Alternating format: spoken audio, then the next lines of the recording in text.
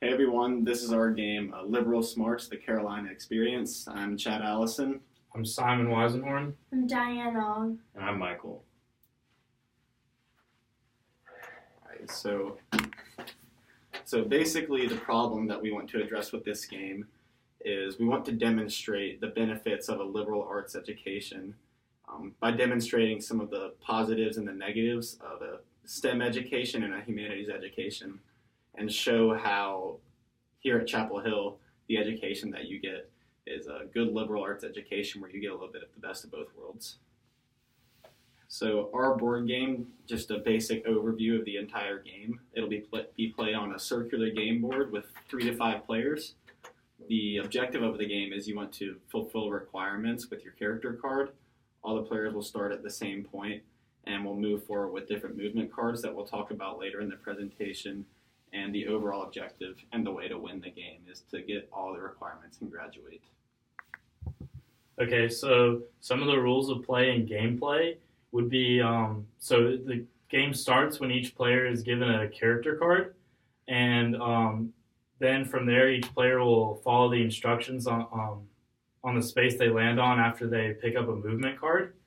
And after they've moved through and fulfilled the requirements on the spaces, the game will end when all the characters, or when a player graduates.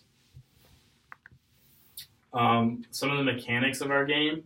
So first, a player will draw the movement card, and from there they'll complete the certain action from whatever space they land on, based on whether or not they move forward or backwards. The player will then continue to work on fulfilling their course and skill requirements. And after they've completed all of their course requirements, the first one to do that will win the game.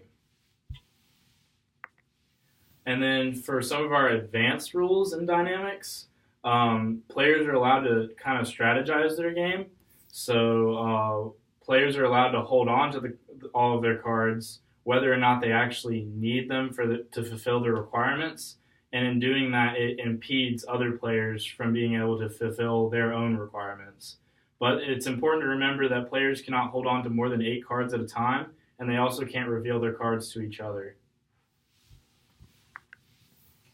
So the level design for our game, we wanted to make this tailored to the UNC students' experience. So it takes place within UNC's campus, which will be reflected in the game board. So to show like the different academic buildings, different UNC landmarks.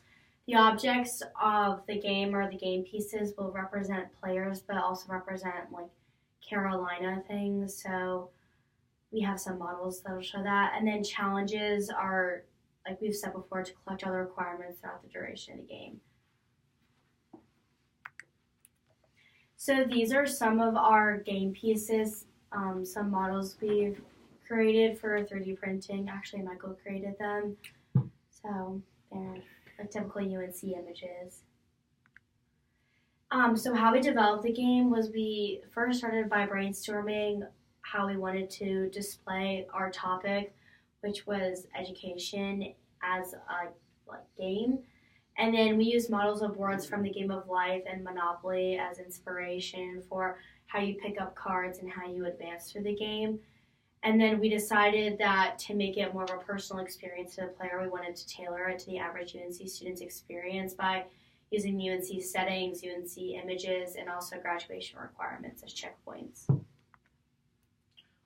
So in conclusion, the purpose of our game really is to illustrate and kind of elaborate on the differences that exist between like a STEM focused, like a tech education, or a humanities focused education.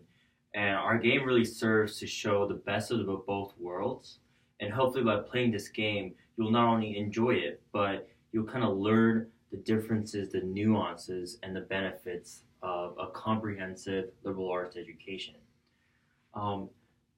So as you kind of graduate through Carolina and go through all your gen eds and your science requirements, you'll be able to see that some of the skills you gain, the courses you take, the people you meet are kind of what creates this comprehensive education, almost like a package. And by doing so, you'll be more prepared.